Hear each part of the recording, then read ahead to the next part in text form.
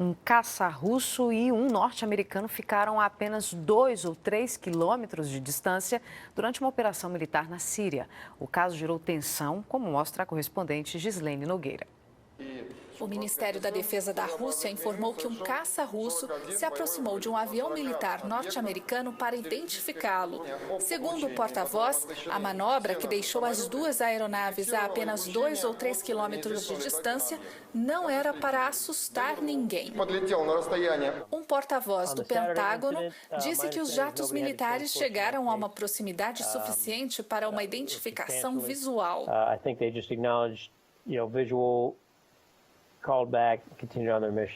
A intervenção militar da Rússia na Síria e os bombardeios dos Estados Unidos contra o Estado Islâmico colocaram os dois inimigos da Guerra Fria em combate no mesmo território pela primeira vez desde a Segunda Guerra Mundial.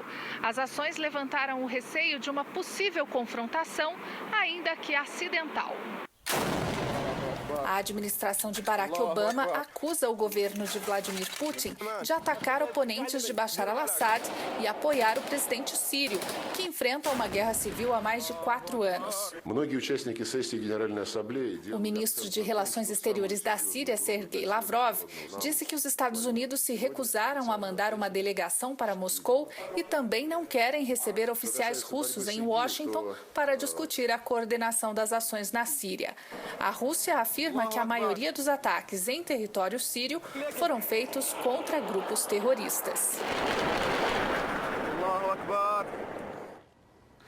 Vamos conversar com o cientista político Emir Sader, que está no Rio de Janeiro.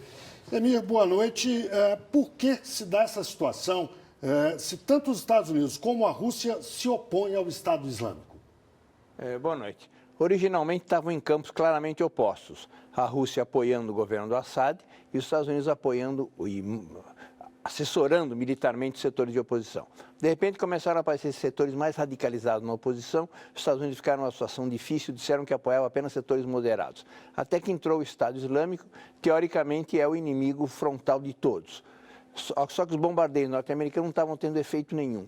A Rússia fez um desembarque forte, com tropas, com bombardeios, e está conseguindo, pela primeira vez, levar ao recuo do Estado Islâmico e o governo do Assad recuperando territórios. Então, os dois estão presentes, teoricamente, contra o mesmo inimigo, mas, na verdade, continua os Estados Unidos contra o governo do Assad e a Rússia defendendo. Então, é um risco grande, porque a Rússia está operando em larga escala, tem até bombardeios chineses lá também, e os Estados Unidos continuam com bombardeios episódicos em relação, segundo ele, ao Estado Islâmico. E que resultados tem tido essa ação direta da Rússia lá na Síria?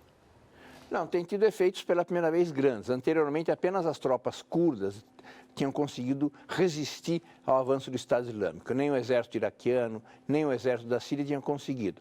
Agora, a Rússia, com todo o poderio militar dela, tem feito recuar 3 cidades importantes, foram recuperadas pelo governo da Síria. Agora, a acusação das potências ocidentais é que os Estados Unidos, que a Rússia está fortalecendo o governo do Assad. Não fica claro, depois de derrotado o Estado Islâmico, digamos que se chega a isso, se a Rússia vai querer manter o governo do Assad ou não. Hoje, fortalece porque é o único aliado que ela tem na região. E está conseguindo efeitos militares que fortalecem o governo do Assad. Emir Sader, obrigado. Uma boa noite.